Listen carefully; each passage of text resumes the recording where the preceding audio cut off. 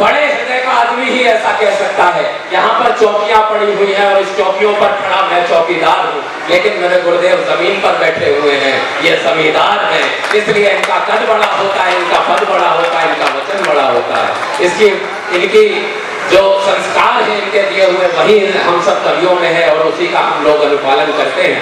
लेकिन आइए अब कविता के एक रस को परिवर्तित करते हुए एक मधुर खंड के रचनाकार को मैं यहाँ पर इस मंच पर आमंत्रित करना चाहता हूँ। बहुत देर से हास परिहास की बात हो रही है तो मुझे एक बात और याद आ गई। गुरुदेव हमारे परम पूज्य गुरुदेव हैं, कई दूर दूर की जगहों पर जाते रहते हैं। एक बार गुरुदेव को एक आतंकवादी मिल गया तो गुरुदेव ने उससे कहा कि अरे तुम दिल्ली में धमाके करते हो, मुंबई में करते हो, गाजियाबाद में करने की हिम्मत क्यों नहीं होती?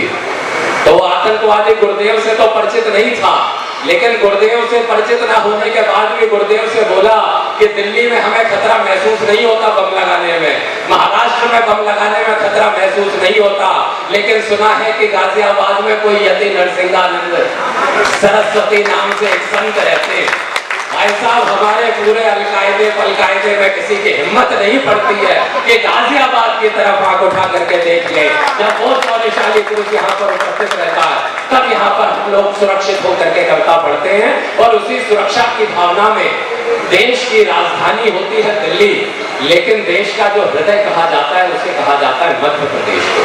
हमारे देश का दिल मध्य प्रदेश, और उस मध्य प्रदेश का एक ऐसा शहर जिसको भारत का सबसे स्वच्छ, भारत का सबसे साफ शहर कहा गया, वो शहर हुआ इंदौर। और उस इंदौर से एक साफ दिल वाला ऐसा रचनाकार इस मंच पर उपस्थित है कि जब वो अपने मधुर कंठ से आपको गीत सुनाएगा तो आप तल्लीन हो जाएंगे, ऐसे कि जैसे स्वामी हरिदास अपने भगवान के, अपने श्री कृष्ण, अपने आराध्य श्री कृष्ण को याद कर रहे हो। क्योंकि तानसेन जो भजन गाया करते थे वो राग में गाया करते थे, और इस मंच पर गुरुदेव के सानिध्य में एक ऐसा गीतकार बैठा हुआ है भाई गौरव साक्षी के रूप में कि जो भजन राग में गाए या ना गाए वो मुझे नहीं पता, लेकिन भगवान के अनुराग में जरूर गाएगा। मैं चाहता हूँ कि भाई को आवाज दो कि थक के बैठे परिंदों को परवाज दूं, गीत को एक अनूठा सा अंदाज दूं, आपके कानों में जो मिस्री सी घोल दे, आपके कानों में जो मिस्री सी घोल दे, कृष्ण की ऐसी वंशी को आवाज दूं। एक बार जोरदार तालियों से स्वागत कीजिए भाई गौरव साक्षी।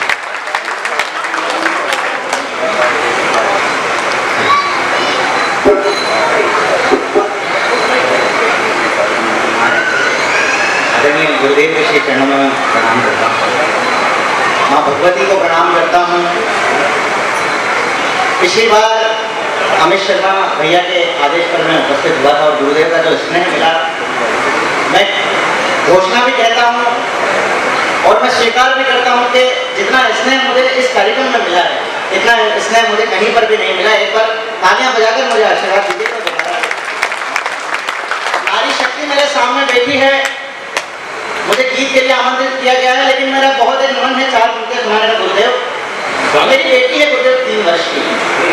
मैं एक बार राजस्थान कवि सम्मेलन से लौटा था, नारी शक्ति मेरे सामने है, मैं 4 पंक्तियां रखता हूँ।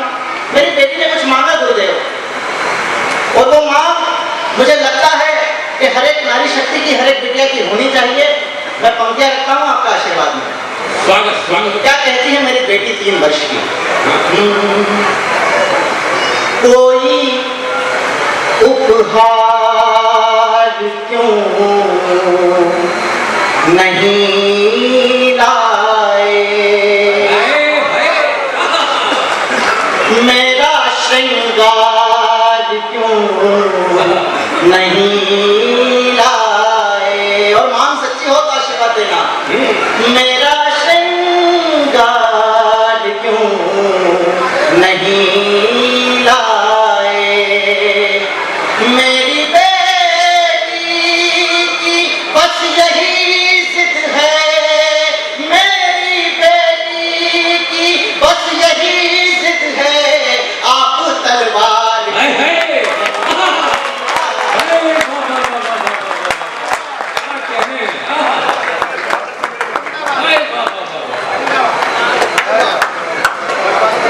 भाई अद्भुत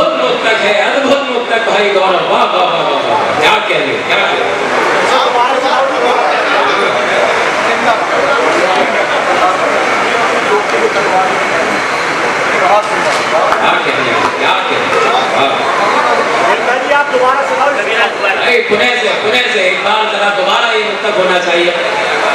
उसी मन से आप मैं एक बार निवेदन कर रहा हूँ, थोड़ी चहल पहल सी हो रही है, एक बार थोड़ी शांति से अगर आप सुनेंगे तो आपको मैं वादा कर रहा हूँ कि सुनने में आनंद आएगा, क्योंकि ये वो कविता नहीं है जिन्हें आप दारू का गिलास हाथ में लेकर सुन सको। इसके लिए तो आपको मन से यहाँ रहना पड़ेगा। एक बार जोरदार तालियां बजाकर आप आदेशित करें गौरव साक्षी। बहुत दूर की यात्रा तय करके आया और जितनी देर मैं नहीं सोया उतनी देर ये भी नहीं सोया, जब लगातार इंदौर के प्रोग्राम में। जैसा आदेश हुआ मैं दोबारा पंक्तियां पढ़ता हूँ, वैसा ही स्नेह दे देना। क्या कहती है बेटी? कोई उपहार क्यों नहीं लाए, जितने हाथ उठे थे अब खुले इस बार। मेरा श्रृंगार क्यों नहीं लाए, मेरी बेटी की बस यही जिद है, मेरी बेटी की बस यही जिद है, आप तलवार। हाय हाय हाय वाह वाह वाह, क्या बात है, कमाल।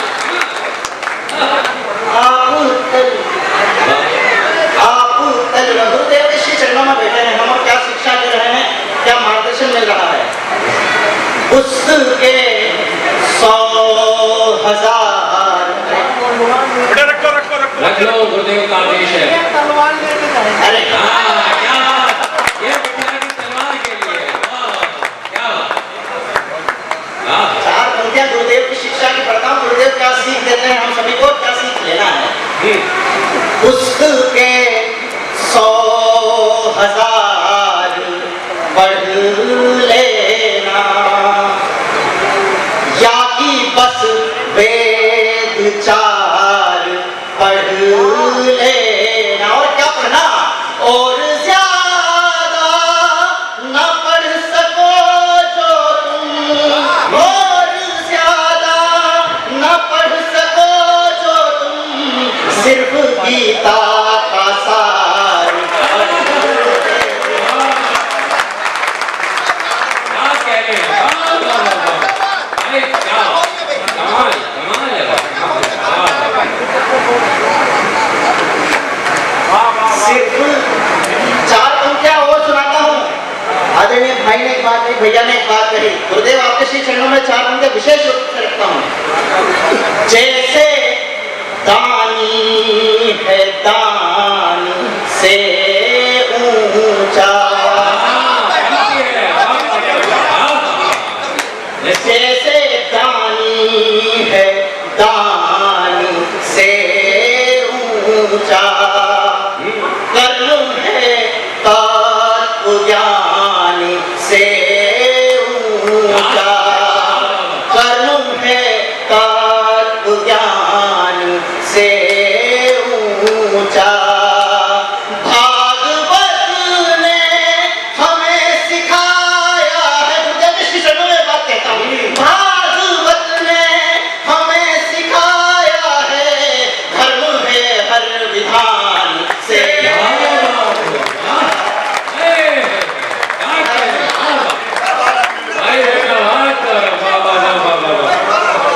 अद्भुत अद्भुत अद्भुत, बहुत ही बड़ी बात, बहुत ही बड़ी बात। धर्म है हर विधान से ऊंचा। क्या कहने को, वाह वाह। धर्म है हर विधान से। गुरुदेव बड़ा मलाल रहता था इस बात का कि उस समय इस धरती पर क्यों नहीं था जिस समय वासुदेव श्री कृष्ण इस धरती पर थे। उस समय इस धरती पर क्यों नहीं था जिस समय प्रभु श्री राम इस धरती पर थे। लेकिन मैं गर्व से कहता हूँ कि मैं उस समय इस धरती पर हूँ जिस समय पर एक तो प्रभु श्री राम का भव्य मंदिर निर्माण होने जा रहा है और मेरे सामने नरसिंहानंद जी महाराज है। तब 4 पंक्तियां रखता हूँ आपके बीच में स्टेटमेंट की, सुनिएगा। धर्म है केसरी शाम है अयोध्या में, हर दिशा राम है अयोध्या में। ऐसे संतों ने मेहनत की, आप लोगों की मेहनत में तब जाके ये सब कुछ संभव हो पाया है। हर दिशा राम है अयोध्या में, यूं तो है 4 धाम भारत में, यूं तो है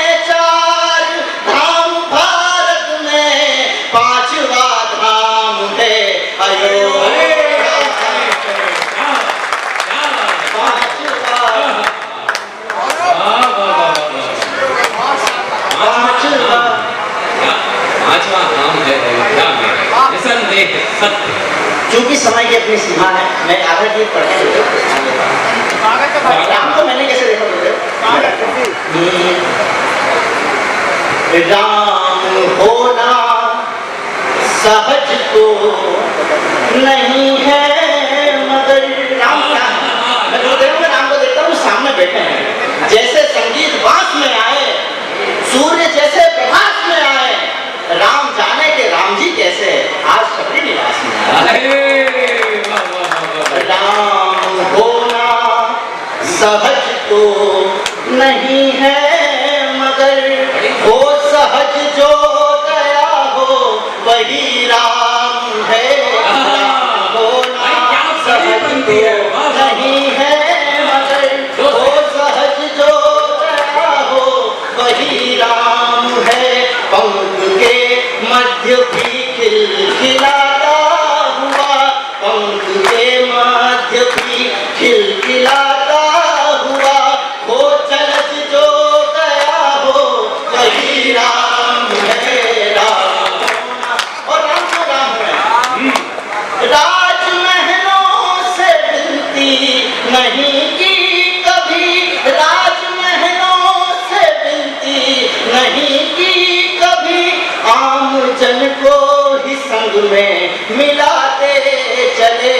राजमहलों से विनती नहीं की कभी, आम जन को पिता का सुना तो कभी, एक वचन जो पिता का सुना तो कभी, अन्य कोई कथन फिर सुना ही, अन्य कोई कथन फिर सुना ही नहीं। राज वैभव हो, राज वैभव हो, राज वैभव अनुज के लिए हर्ष से, राज वैभव अनुज के लिए हर्ष से, क्षण में तज जो गया